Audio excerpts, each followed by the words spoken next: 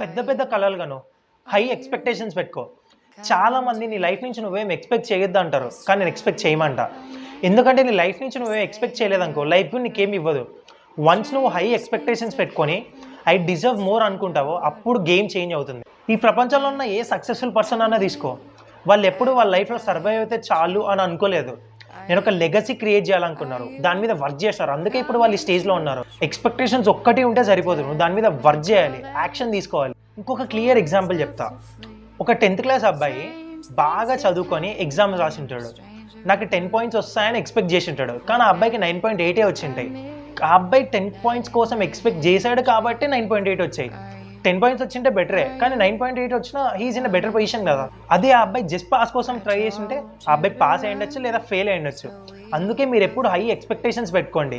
మీరు high ఎక్స్పెక్టేషన్స్ని 100% fulfil చేసుకోలేకపోయినా 70 to 80% fulfil చేసుకున్నా చాలు కదా, మీరు చాలా బెటర్ పొజిషన్లో ఉన్నట్టే. సో ఈరోజు నువ్వు ఈ వీడియో చూస్తున్నట్టయితే stop expecting small, stop thinking small. High expectations పెట్టుకో, దాని మీద వర్క్ చేయి. Set your expectations high. If you aim for the moon and miss, you will land among the stars. If you're interested in knowing new things and the most happening things in the world, then please like, share and subscribe my channel.